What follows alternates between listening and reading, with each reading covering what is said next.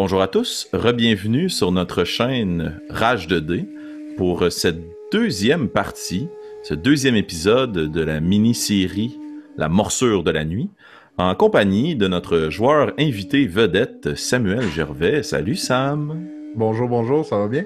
Ça va bien toi-même? Ça va bien, ça va bien. Bien hâte de continuer cette aventure. Ouais, t'as eu le temps de te remettre de tes émotions? Oui, quand même, mais avec beaucoup de questions, plus que Ouais. de réponses. Ah, c'est normal, c'est le début d'une quête de Donjon Dragon, ça commence toujours comme ça. Good. Alors, Sam, sans plus attendre, on va sauter à pieds joints dans ce deuxième épisode. Parfait, Rufus est prêt.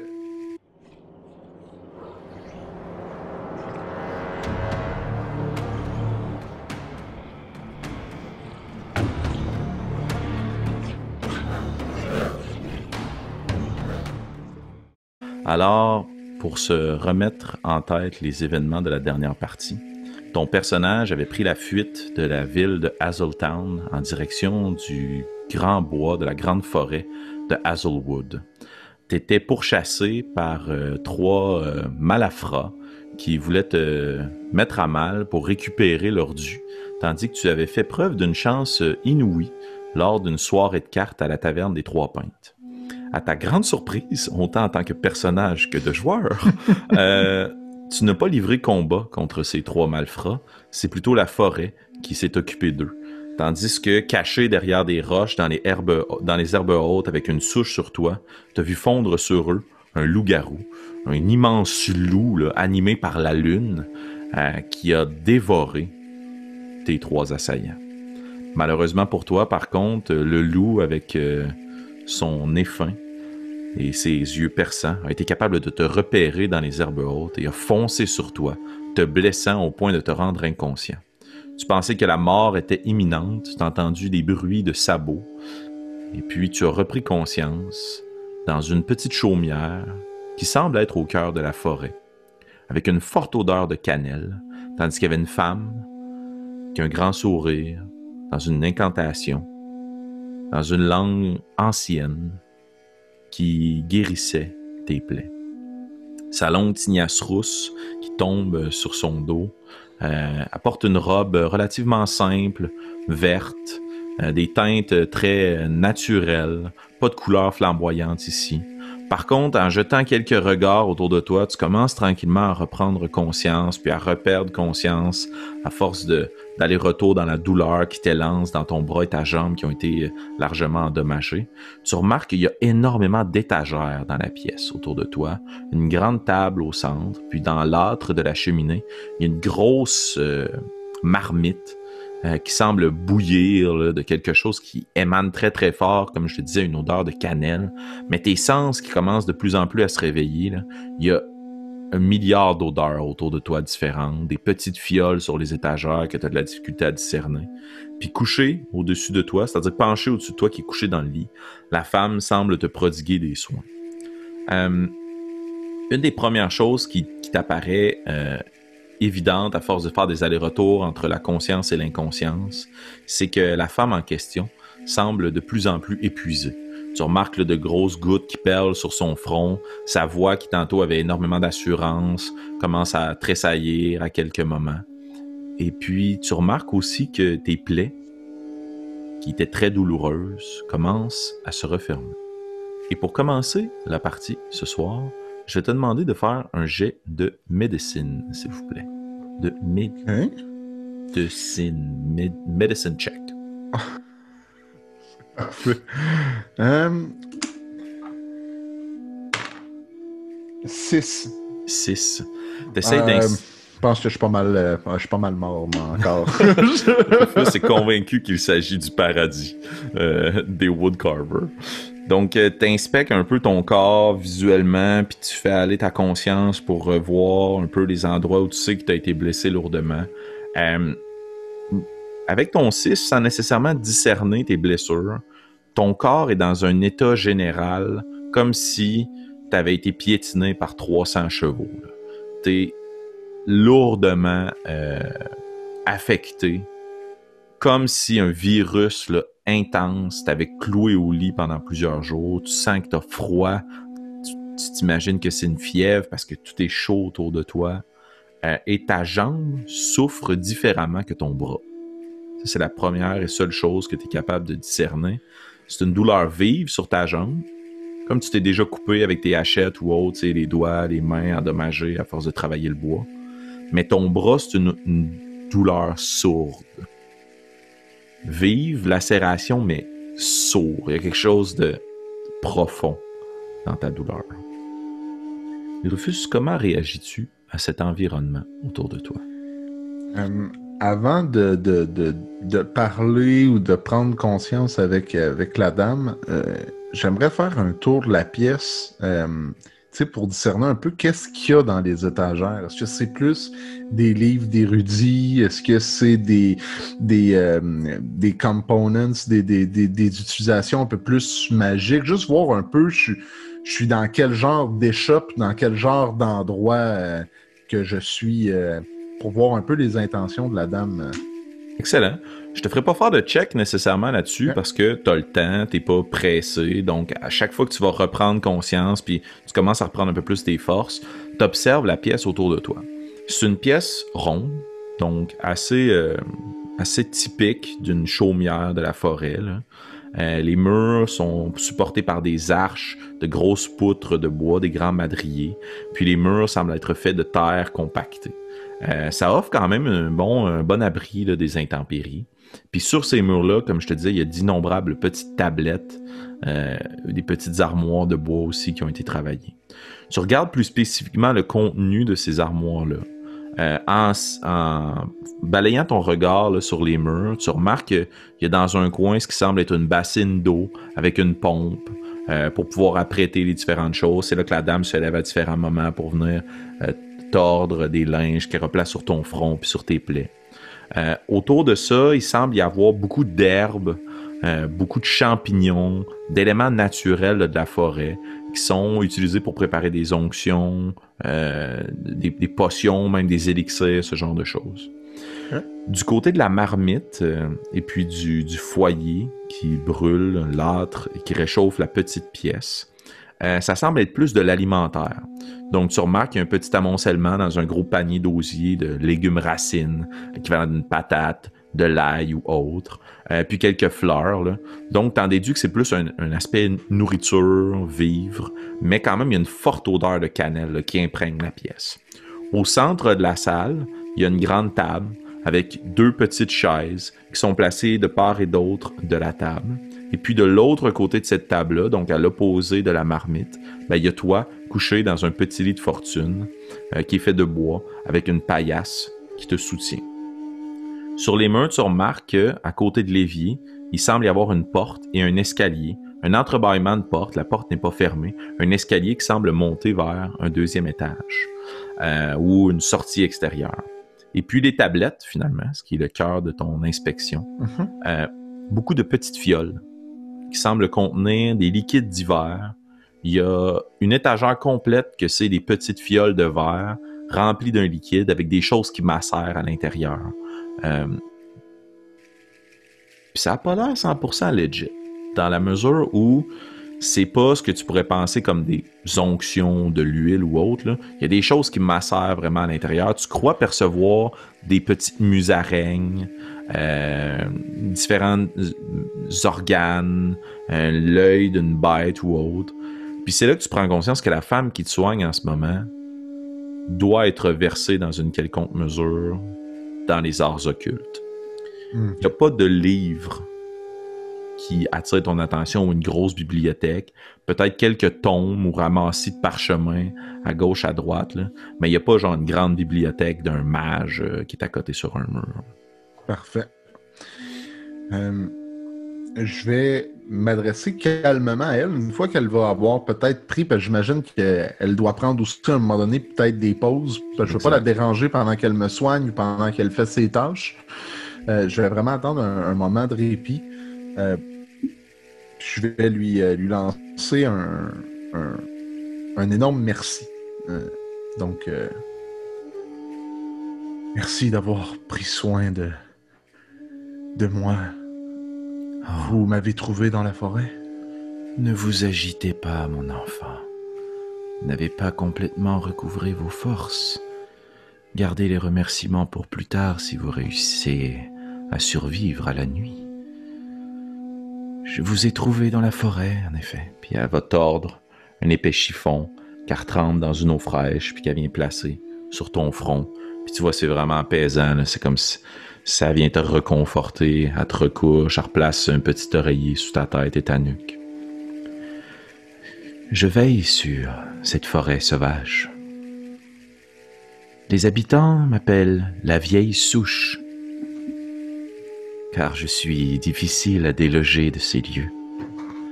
Vous n'êtes pas sans savoir, car j'imagine que vous en provenez, qu'une ville de bûcherons existe en bordure de notre royaume. N'est-ce pas? Oui, il s'agit de Hazeltown. Est-ce que moi, le terme de la vieille souche ou l'individu de la vieille souche, ça me dit quelque chose? Roule un des 20 plus History. OK. Qu'est-ce que l'histoire va me réserver?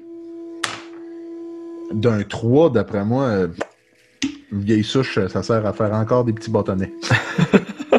T'essaies d'aller dans ton esprit. Il y a beaucoup de soirées de contes autour des feux, sur la grande place du village, dans les tavernes, dans les bars, les histoires des plus vieux du village.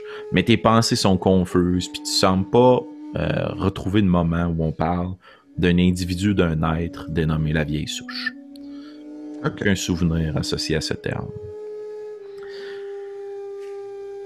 Je suis désolé, mais votre nom ne me dit strictement rien. C'est normal. Je n'ai pas tendance à rencontrer si souvent les membres de votre communauté. À vrai dire, je préfère m'en tenir loin. Mais pour vous, j'ai dû faire une exception. Et pourquoi ne pas m'avoir laissé avec ce loup? Eh bien, voyez-vous, j'ai tendance à vivre des échanges et du troc. Et je cherchais justement quelqu'un comme vous. Instinctivement, Rufus va mettre la main dans sa poche de ses pièces pour être capable de payer les soins. Puis, tu sais, juste s'assurer que la dame va être payée pour qu'est-ce qu'elle apporte, là, pour y avoir sauvé sa vie, puis aussi utiliser là, ses ressources là, autour. J'ai de quoi payer. Elle met la main sur la tienne, puis tu te rends compte qu'en fouillant, t'as plus aucun équipement sur toi. T'es torse nu. T'es torse nu dans le lit. J'ai dû enlever vos vêtements car la fièvre s'est emparée de vous. T'as ton maigre pantalon de toile, tes grosses chaussettes épaisses de laine. C'est tout ce que tu possèdes, puis tu remarques que sur la table, il y a tes différents équipements qui sont installés, tes 2 hachettes, ta ceinture, puis ta bourse qui est là. Okay. Je vais lui indiquer de pouvoir prendre ce qu'elle veut là, prendre la quantité d'or qu'elle a de besoin ou pour poursuivre mes soins. Je veux pas qu'elle, je veux pas être à son crochet là, nécessairement. Encore une fois, elle remet sa main sur la tienne quand tu essaies d'y pointer la bourse. Je n'ai pas besoin de pièces. De toute façon, que voulez-vous que j'achète que la forêt n'est pas capable de m'offrir déjà? Non, je voudrais d'abord que vous repayiez mes soins en me donnant votre nom. Rufus du Parquet. Rufus. Ce fera l'affaire. Dites-moi, Rufus, pourquoi étiez-vous si profondément dans notre forêt? Je me sauvais des 3 hommes qui ont précédemment tombé sous les griffes du loup. Ils en voulaient à cette bourse, un peu trop pleine pour le village de Hazeltown. C'est fou ce que les hommes sont mus du désir d'avoir plus de richesses, quand pourtant ces mêmes richesses leur permettent de se procurer des choses qu'ils pourraient eux-mêmes cueillir dans la forêt. L'absurdité des hommes. Eh bien, j'ai le regret de vous annoncer que ces hommes sont morts. J'espère qu'il ne s'agissait pas de connaissances à vous. Bien, c'est un petit village. Je les connaissais, des partenaires de jeux de cartes, mais nous n'étions pas amis. Bien. Eh bien, voyez-vous, Rufus, vous n'êtes pas sans savoir, j'imagine, que depuis plusieurs mois, la forêt a fait plusieurs victimes.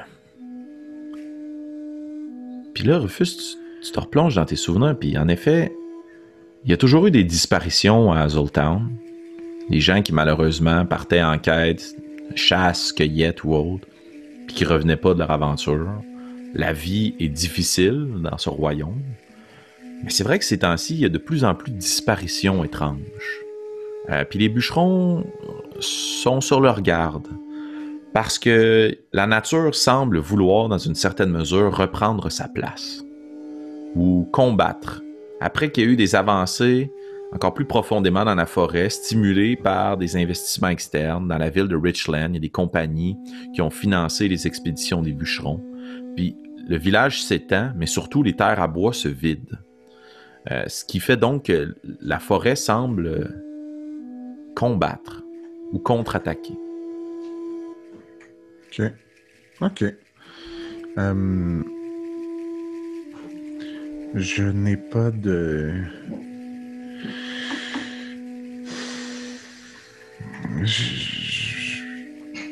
Oui, peut-être que nous avons perdu plusieurs villageois, mais vous savez, Azultown est aussi une place de passage. Mais vous croyez que toutes ces personnes ont été dévorées par ce loup? C'est malheureusement ma théorie. Ce loup ou autre chose. La nature est sauvage et elle saura toujours reprendre sa place, Rufus, surtout lorsque aussi sauvagement attaquée. Mais j'ai foi en vous et en échange de vous avoir sauvé la vie, j'apprécierais que vous me prêtiez main forte afin de combattre ce qui déstabilise l'équilibre naturel. Sans problème. Je ferai du mieux que je peux, mais je vois difficilement comment je pourrais vous aider davantage qu'en vous payant ou en vous promettant d'y faire mon possible. Eh bien, voyez-vous, Rufus, j'ai la triste nouvelle à vous annoncer que la bête que vous avez croisée n'est pas un simple loup. Il s'agit d'un loup-garou. Une bête... Ça n'existe pas, les loups-garous. Eh bien, regardez votre bras. Puis elle va tasser les petites couvertures puis les pansements que tu as sur ton bras. Puis tu vois qu'il y a une épaisse trace de morsure. Puis déjà, toute la peau autour commence à être nécrosée, noircie. Puis elle va juste pointer puis attirer ton attention. Puis tu remarques, Rufus, que tu es un homme assez velu, mais que sur ton bras, le poil a doublé de taille. Puis commence à noircir. OK. Vous êtes maintenant affligé d'une forme de lycanthropie, Rufus. Heureusement pour vous, c'est ce qui m'a fait attirer... C'est ce qui a attiré mon attention sur votre dépouille. Votre constitution semble avoir repoussé le venin. La maladie n'a pas totalement fait son œuvre, si bien que vous avez probablement quelques jours avant de devenir comme cette bête. Et comment je peux faire pour pas que ça arrive? Malheureusement, c'est impossible. À moins, bien sûr, que vous connaissiez une herboriste aussi talentueuse que moi. Vous êtes en mesure de me sauver? J'ai pas envie de menacer le village de Azultown. Je n'ai pas envie de me nourrir de ses habitants. C'est tout à votre honneur, Rufus. Et oui, je peux vous sauver. Cependant, pour le faire, je dois concocter un onguent. Et les ingrédients Eh bien, je ne les ai pas à portée de main. Ce n'est pas ce que je conserve. Puis là, elle va pointer les nombreuses fioles, flasques, bols qu'elle a. Je n'ai pas l'habitude de combattre la lycanthropie. Je vais... je vais me lever. C'est juste tenter de me lever, de m'asseoir pour essayer de me proposer d'aller chercher ces ingrédients-là, si je suis capable, parce que Rufus, il n'a aucun intérêt là, à devenir un lycanthrope. Là. Tu te redresses, puis la douleur t'élance dans la jambe. Là. Puis tu sens là, que tu essaies de mettre du poids dessus. Là, puis, tu seras pas capable d'aller très loin maintenant. Okay. Par contre, tu reprends tranquillement tes esprits, puis elle place la main sur tes épaules. Laissez-moi terminer mes soins. Et de toute façon, avant de vous lancer ainsi dans les bois, j'imagine que vous allez avoir besoin d'un peu d'aide, n'est-ce pas, Rufus? Eh bien, vous m'avez déjà fortement aidé. Est-ce que c'est une vieille dame ou c'est une jeune dame? La vieille souche. T'essayes de voir si elle a des rides, si sa peau est usée. Ses cheveux ne sont pas du tout clairsemés de blanc. C'est vraiment une tignasse rousse flamboyante. Là. Okay. Tu remarques quand même des petites pattes d'oie à ses yeux. Quelques rides autour de sa bouche et son visage. Mais plus tu prends connaissance puis conscience de la femme devant toi avec les maigres reflets des flammes et du feu, c'est une femme qui dégage une certaine prestance, ce qui lui confère une beauté naturelle. Okay. Elle a un charme suave qui prend place dans la pièce. Elle n'est pas vieille, elle n'est pas jeune, elle semble être dans la fleur de l'âge. Parfait. Je peux bien prendre toute l'aide que vous m'offrez, mais vous m'avez déjà grandement aidé. Et de plus, si vous me dites que vous êtes en mesure de m'enlever ce fléau, Rufus va regarder son bras avec toute la considération possible que tu peux avoir là, quand tu t'es affligé d'un mal magique de cette sorte-là. Si vous êtes prêt à me donner davantage, je ne pourrai refuser. Eh bien, voyez-vous, Rufus, c'est vous qui allez me rendre service. Car voici les ingrédients dont j'ai besoin afin de concocter l'onguent. Afin de tuer le loup en vous, j'ai besoin de réduire le cœur d'un loup. OK. Afin de vous ancrer dans la terre et d'éviter que votre esprit ne s'envole, j'ai besoin que vous récoltiez des racines, mais des racines bien particulières. Des racines... Quel genre de racines? Ce sont des racines corrompues. Et où je puis trouver des racines corrompues? Le hasard fait bien les choses, Rufus. Vous n'avez qu'à suivre le nord. Ces racines sont très anciennes. Si vous trouvez des ruines ou des artefacts du même genre, vous devriez être en mesure de retrouver ces racines. Méfiez-vous, par contre. Le temps et la magie ont sûrement fait leur œuvre sur ces dernières.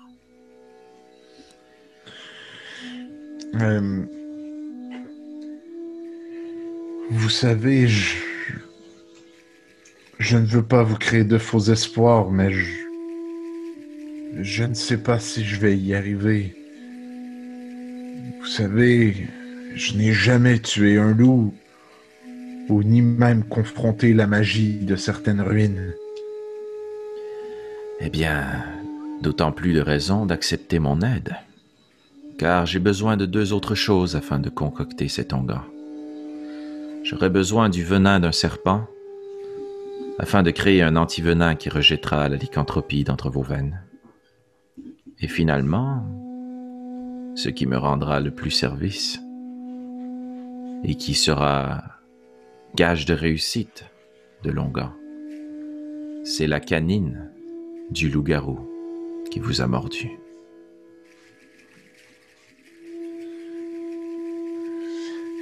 C'est impossible. Il m'a déjà cloué au sol. Sans vous, je serais mort. Et vous me demandez de vous ramener l'une de ses dents? Tout à fait. Ne désirez-vous pas survivre, Rufus? De toute façon, qu'ai-je à perdre? C'est ce que je croyais. Mais ne vous en faites pas, mon champion. J'ai quelque chose pour vous. Elle va se lever, puis elle va aller dans une des petites étagères, puis elle va prendre une petite fiole. Elle va enlever le bouchon de liège. Elle va tremper l'huile dans un chiffon. Puis elle va commencer à imbiber le cou. Est-ce que je peux savoir, y a-t-il une odeur particulière face à ce chiffon-là ou Il y a une forte odeur de feuilles, d'herbes, comme le gazon frais coupé, ou très terreux, humide, un peu moisi. Mais encore une fois, tu sens au bout de quelques secondes la chaleur, puis l'odeur de la cannelle, qui semble être la marque de commerce signature de la vieille souche. Puis dans la bouteille, une fois qu'elle a fini d'imbiber l'huile, elle va prendre une toute petite épine. Acceptez-vous d'être mis au défi, Rufus du Parquet, et de devenir champion de la vieille souche?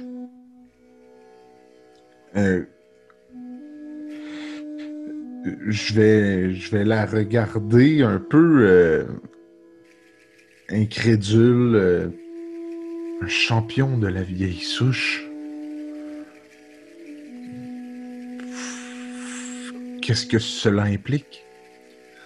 Cela implique de servir mes ambitions afin d'exterminer l'engeance qui vous a cloué au sol. Et en échange, je vous prêterai main forte et je serai toujours à vos côtés lors de ces affrontements. Bien. Je te laisse pas aller plus loin. Elle te plante la petite épine dans le cou. Puis tu sens, tu deviens désy un peu, t'es étourdi. Puis elle retire la petite épine. Puis tu passes ta main sur ton cou, puis il y a un petit point. Puis tu sens que ça devient terreux. Un peu comme si au toucher, c'était la même sensation qu'une écorce d'arbre. OK.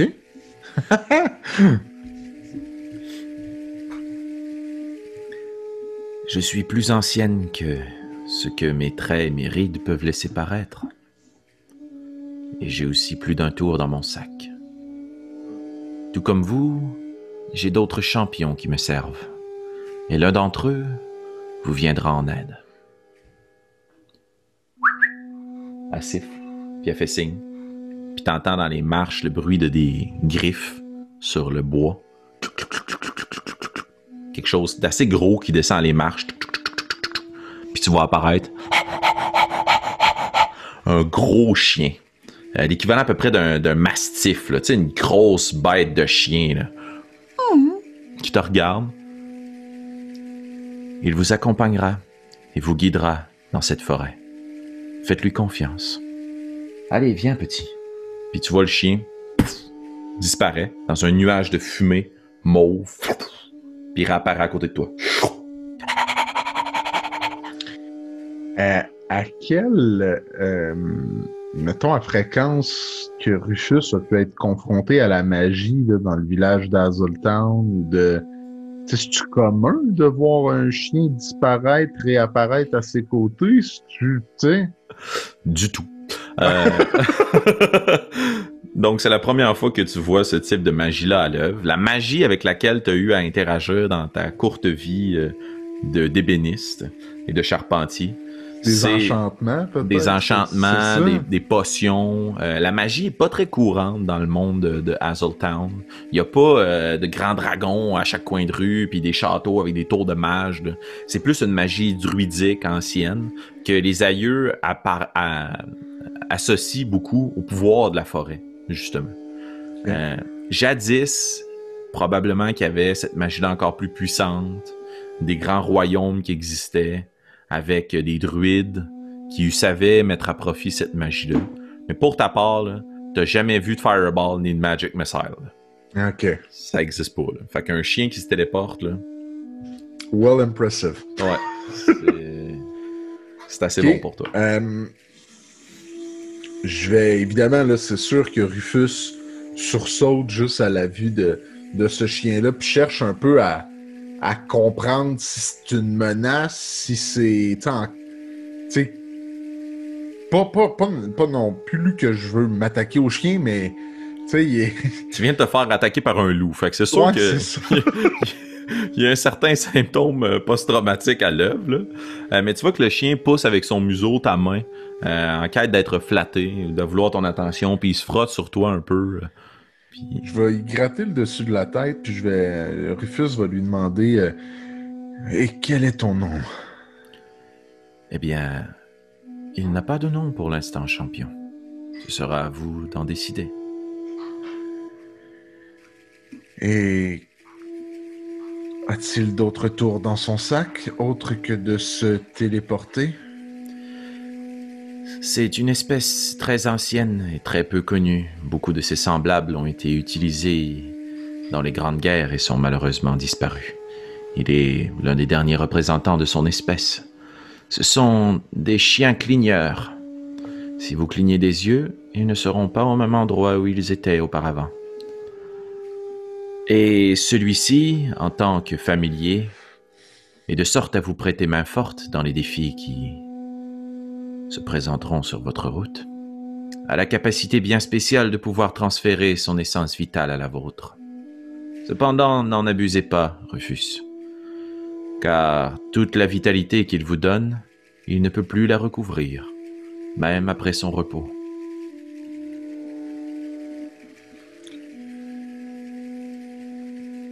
Donc, si je comprends bien, si je ne fais pas attention, oui, c'est le dernier représentant de cette race de chiens qui laissera sa vie pour sauver la mienne. Le dernier, je ne pourrais pas dire avec précision. Je devrais consulter mes consoeurs ailleurs dans cette immense forêt. Mais, à tout le moins, l'un de moins du peu qu'il reste. Je tâcherai de faire attention. J'ai foi en vous, Rufus.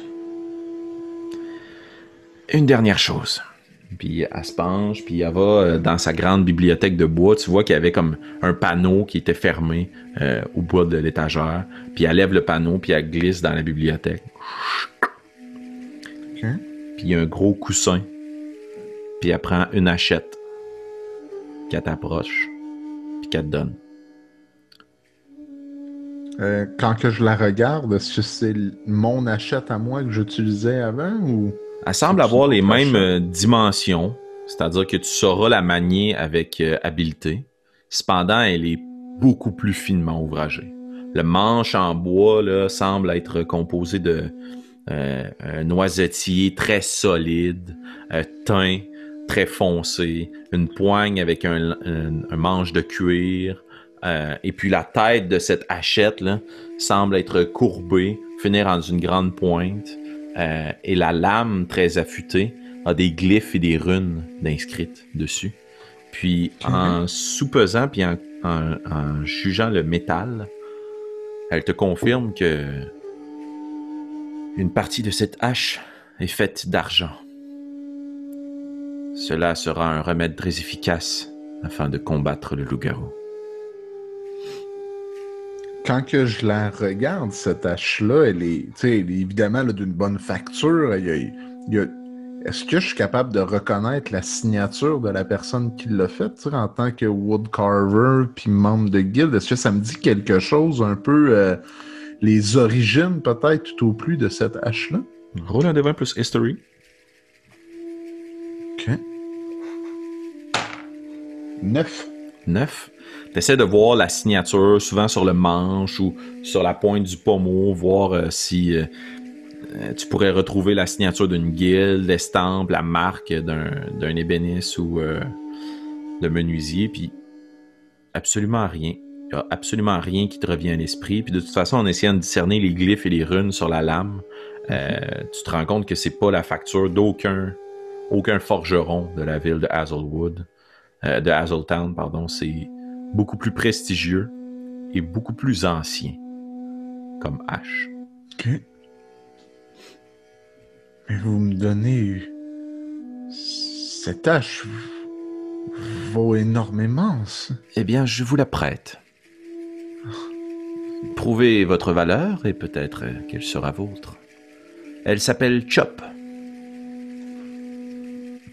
La hache a un nom, mais pas le chien. Ah.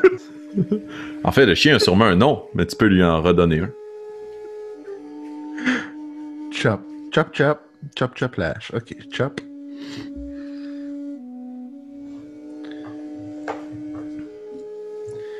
Merci de me prêter cette hache, de me prêter ce familier. Ai-je des chances? Eh bien, vous serez rapidement mis à l'épreuve, Rufus. Car votre esprit se retrouve ici dans la chaumière, mais votre corps, lui, est toujours au milieu de la forêt, dans cette mare de sang qui est la vôtre. Puis là, tu sens sur ta jambe et ton pied comme un picotement, comme une sensation d'enflure, mais aussi comme s'il y avait quelque chose qui te mordillait, un petit insecte, puis tu regardes, puis tu balais la jambe du revers de ta main. Ah! Votre corps a déjà commencé à réclamer votre esprit, Rufus. Eh bien, le dernier conseil que j'ai pour vous, mon champion, ne perdez pas espoir. Ayez confiance en la vieille souche. Continuez votre périple vers le nord. Et surtout, ouvrez l'œil. Je ferai mon possible. J'imagine que je vais essayer de me lever puis de trouver la sortie qui est autour de moi si je suis capable de... Tu essaies de te lever, puis quand tu te lèves sur ta jambe, t'as une lourde douleur, puis tu rouvres les yeux que tu croyais déjà ouverts. Comme quand tu rêves la nuit, puis convaincu d'être réveillé, puis qu'à un moment, dans ton rêve, tu rouvres les yeux, puis que t'es dans ta chambre. Ben là, t'es sous les feuillages, la nuit est très avancée, la lune semble avoir laissé place un petit peu aux premières lueurs du jour. La forêt autour de toi recommence à s'agiter, le bruit des oiseaux. Puis t'es hors de toi de te retrouver comme ça, à nouveau au centre de la forêt. Tu respires, puis quand tu commences à prendre une respiration, tu vois qu'il y a quelque chose à tes pieds qui recule. Puis tu vois qu'il y a un loup qui est là, sûrement attiré par l'odeur du sang, beaucoup moins gros que celui qui t'a attaqué la veille, qui te regarde. Puis t'entends juste à ton esprit la voix douce, puis une petite odeur de cannelle qui vient à tes narines, la voix douce de la vieille souche qui dit « Faites vos preuves, Rufus. » Et couché au sol, tu mets ta main sur ta hanche, puis tu vois la petite hachette Chop qui est là. Et je vais te demander de rouler l'initiative, s'il te plaît, Rufus. OK.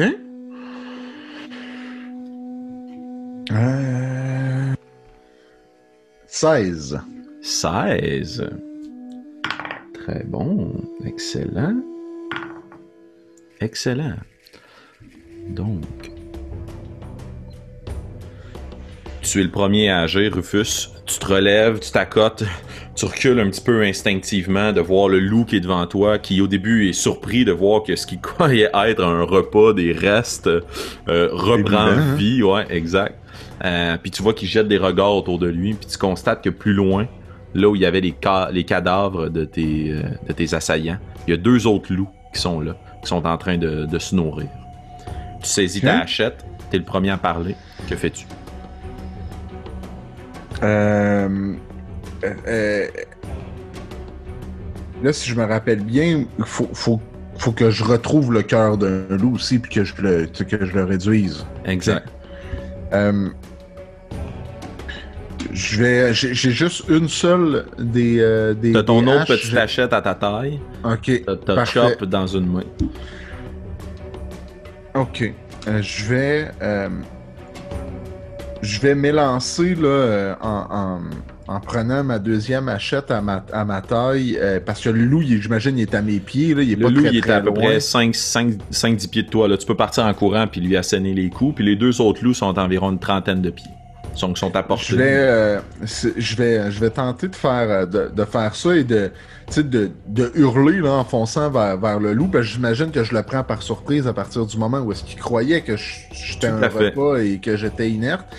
Dans l'espoir de faire fuir les deux autres aussi à l'arrière. Là. Tu sais, je veux déstabiliser un peu la scène. J'ai besoin d'un seul loup. C'est celui qui est en avant de moi, celui qui est le plus près. Excellent. Donc, tu te lèves, tu prends la moitié de ta vitesse, donc, puis tu t'élances. Ah!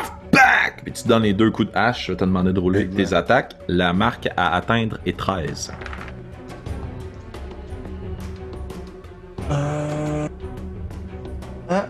Non, ça ne touche pas. Aucune de mes 2 attaques ne réussit à toucher. Tu fais en l'air dans les 2 cas. Le loup se recule, puis là commence à se placer puis à tourner autour de toi. Puis tu vois que les 2 autres loups, prenant conscience que tu es présent, il y en a un qui dédale hors de ta vue, puis un autre qui s'approche tranquillement dans ta direction. Là. Ils ont vu que le repas facile qu'ils pensaient avoir semble poser défi, mais c'est des prédateurs. Un peu de jeu, ça va leur faire plaisir. À partir du moment où est-ce que je manque mes 2 coups, je peux pas m'empêcher juste de regarder la hache puis d'avoir une petite pensée à la vieille souche qui m'a dit qu'elle m'accompagnerait dans mes aventures. Puis je pense que là, ça risque d'être très court. Rufus le bref. Tout juste à ta droite, t'entends... Puis tu vois que le gros chien que t'as vu tantôt, le mastif, fait son apparition puis fonce sur le loup qui est devant toi. Puis il va essayer d'aller le mordre. Je vais te demander de rouler un D20 plus 3, s'il te plaît. Parfait. Je savais que je pouvais compter sur la vieille souche. Ben, ça fait 3 plus 3, 6. Ça fait 6. Le chien manque sa première attaque, mais se replace entre toi et l'autre loup. Puis recule pour se placer contre ta jambe. Les 2 loups qui sont à côté, celui qui s'en vient plus au loin, environ une trentaine de pieds, puis celui qui fonce vers toi, va essayer de contourner le chien, puis de foncer sur toi, plutôt que de s'attaquer à la bête. Et il va essayer de te mordre. Pour un total de 9. 9 pour toucher. 9 pour toucher. Le loup essaye de te mordre. Tu le perds avec tes 2 haches, les manches, tu places sa gueule à terre. Puis le deuxième loup fonce vers vous. Puis en utilisant Pack Tactics, ça va lui donner avantage sur son attaque contre toi. À titre 18. Parfait. Ça touche. Ça touche. Oui. Excellent. Titre d'information, est-ce que j'ai combien de PV? J'ai combien de points de vie? Tu as actuellement 9 points de vie. Ok, je suis revenu. Toujours niveau 1. Tu sembles avoir retrouvé toute ta vitalité. Tu te rends compte que les bandages que la vieille souche avait appliqués sont sur ton bras, sur ta jambe. Tu as repris tes forces, heureusement pour toi. Oui, ben c'est ok. Donc, oui, ça touche. Donc, combien de dégâts me fait-il? Si je ne m'abuse, je vais juste regarder quelque chose.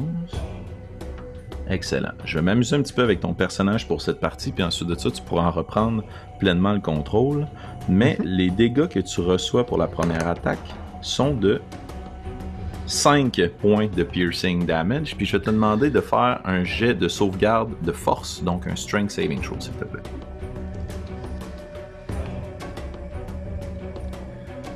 D'accord. Donc, je vais juste aller voir. Donc, un strength saving throw. 15 plus 2, ça fait 17. 17. Le loup essaie de t'amener à terre en te mordant, mais t'es capable de rester sur tes pieds. Tu le repousses, puis tu places ta main. Ah! Puis tu vas... Je vais décider pour toi que pour découvrir tes nouveaux pouvoirs, tu vas caster Hellish Rebuke. Ah! Et le loup va s'enflammer devant toi. Il va faire un jet de sauvegarde de dextérité. Exactement. Puis, c'est dextérité 13. 13, c'est un échec. Donc, je t'invite à rouler tes 2 D10 de Effectivement. dégâts. 15. 15. Le loup que tu viens de repousser avec ton attaque se recule puis commence à brûler sous lui. Les flammes l'engouffrent. Puis il tombe au sol, carbonisé par ton attaque. Le deuxième loup continue à foncer vers toi, un petit moment de recul, puis t'entends dans les buissons derrière toi, puisque tu ne peux pas être surpris avec ton feat alert, que l'autre loup qui avait dédalé se rapproche de vous dangereusement. C'est maintenant à ton tour, Rufus. Le loup derrière toi se rapproche, le loup devant toi prend un moment de recul puis commence à tourner pour saisir l'opportunité de t'attaquer. Que fais-tu? Ok. Ok. Bon, je viens de cramer un loup. Tout à fait. C'est déjà beaucoup, hein? Grosse journée. Ok, je vais m'enligner vers le loup qui est. Y a-tu un loup qui est très près de moi ou là il y en a un qui est tout juste. Venus, exactement. Il y en a un qui est tout juste avec toi et le chien, puis il y en a un qui est à environ une trentaine de pieds derrière toi puis qui essaie de te prendre par surprise, mais il n'y arrivera pas. Je vais protéger mon canidé familier, puis je vais foncer là, sur le deuxième loup, encore avec mes deux hachettes, dans l'espoir de mettre fin à ces jours, tiens. Allons-y. Ni une ni deux. Donc, 11 plus 4, ça fait 15. 6 plus 4, ça fait 10. Donc, je ne touche qu'une seule fois. Tout à fait. Donc, on va toucher avec la première attaque. Est-ce que tu préférais que je roule mes attaques indépendantes, vu que c'est Non, ça va. Action? Parfait. Vas-y. OK.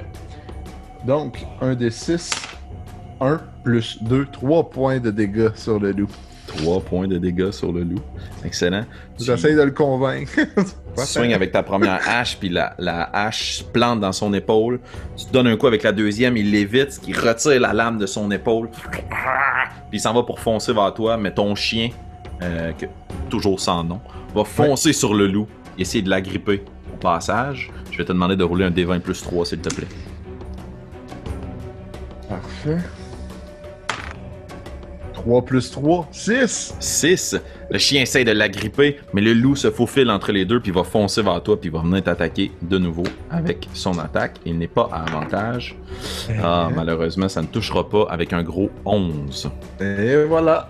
Le loup essaie de venir te mordre. Tu re-swings tes deux haches, bang! Tu le tapes par terre, puis t'entends le deuxième loup qui fonce vers toi, puis qui saisit cette opportunité. Puis qui va essayer de foncer sur toi, et lui va t'attaquer à avantage.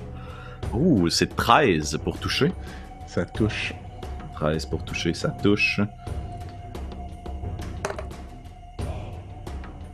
On y va avec un gros 6 points de dégâts de piercing. Rufus. Je tombe inconscient. Rufus tombe inconscient au sol. Les deux loups s'approchent de toi. Puis tandis que tu repères contact avec la réalité, tu vois que le chien semble reculer vers toi. T'entends une voix très lourde, très grave dans ton esprit. « Relevez-vous, mon maître. » Puis il y a une partie de sa vitalité qui semble avoir été transposée jusqu'à toi. Rufus, tu es au sol, inconscient, avec un maigre petit point de vie. Tandis que tu viens de reprendre conscience. Ouais. Et c'est à ton tour. Que fais-tu? Ok. Je vais... Ok, je vais...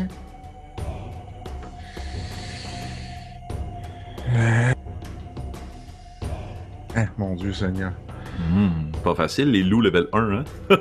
Non, ben là, ils sont nombreux avec mon 1 petit PV. Je me sens très, très maigrichon, c'est surtout ça. Je vais répéter là, ma simple tactique en espérant qu'il y ait une de mes haches qui puisse toucher dans le loup là, qui nous encercle. Les deux sont assez près. Ouais. Je vais frapper sur le loup que j'avais déjà touché une première fois. Donc, roule ta première attaque. Ça ne touchera pas, puisque j'ai eu 2. 2. Plus 4, ça fait 6. 2 plus 4, ça fait 6. 2 plus 4, ça fait 6. Essaye de donner 2 coups de hache, de repousser le loup qui est devant toi. Il recule, puis tu vois que les deux loups s'approchent. Et... Je m'excuse, vieille souche, je m'excuse. Ton chien, lui, va essayer de prendre ta défense et puis va attaquer le loup qui est blessé aussi. Je vais te demander de rouler un D20 plus 3. Hey, come on. 11 plus 3, 14. Ça touche, donc un D6 Yes. plus 1 de dégâts. Un des 6 plus 1. Tout à fait. 5 plus 1, 6. Fait plus de 6 dégâts que points moi de dégâts. dans mes tours. Le chien sans nom, MVP. Le chien mord le loup qui est à côté, puis tu vois que les deux commencent à se combattre, ce qui fait que les deux loups vont s'attaquer au chien dans ce tour-ci. C'est ça. Donc les deux seront à avantage. Ton chien, pardon, a 13 de classe d'armure, 13 de armor class. Une première attaque va toucher et la deuxième va toucher également. Oh mon Dieu, Seigneur. Donc ça fait un total de 9 points de dégâts. Il t'a déjà donné 1 point de vie. Excellent. Refuse du parquet, tu vois les deux loups qui foncent vers ton chien qui prend ta défense. Un qui essaie de le mordre à la gorge, le chien se bouge, il mord une partie de sa gueule, puis part avec une partie de sa bouche. Puis le deuxième essaie de mordre une de ses pattes, le chien couine derrière. Tu saisis tes deux haches. Que fais-tu? Tu as aussi accès sur ta character sheet à l'ensemble de tes sorts. Maintenant que tu as découvert que tu avais une magie, ainsi que le support de la fée. Donc, que fais-tu, Rufus? Ok, je vais utiliser mon Fey Presence. Excellent choix. Pour tenter d'intimider mes loups puis de nous laisser tranquilles. J'ai déjà ce que je veux. J'ai déjà tué la première bête. Il me reste un PV. Mon chien est en train de se faire manger. Je vais tenter de me concentrer sur la vieille souche, puis je vais faire appel à sa sagesse, ou du moins à son omniprésence de la forêt, pour faire fuir ces bêtes-là. Excellent. Donc, je vais rouler les deux Wisdom Saving Throw. Exactement. DC de 13. 13. Tu vois, tu t'installes donc entre les deux, puis tu regardes les deux loups qui attaquent ton chien. Puis il y a comme une force qui t'envahit. Tu tapes au sol, pouf, les feuilles se soulèvent. Fuyez! Puis le loup, celui qui est arrivé derrière toi, lâche tout de suite la jambe de ton chien. Dédale dans les bois. Apeuré complètement. Le deuxième des loups semble te voir et tu viens de passer du côté de proie à prédateur. Du peu de vie qui lui reste, il reste dans la mêlée. Ton chien va donc s'en prendre à lui en l'attaquant. Je vais t'inviter à rouler un D20 plus 3.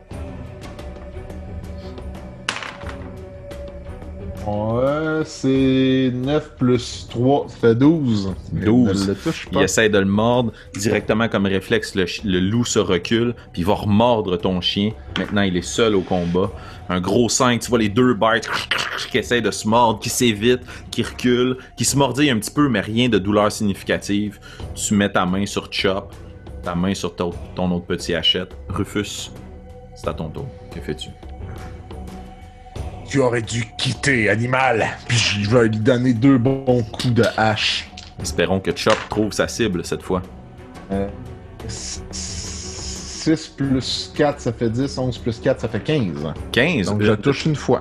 Ouais, exact. Avec ta deuxième hachette. Exact. Donc, un des 6, pas de modificateur.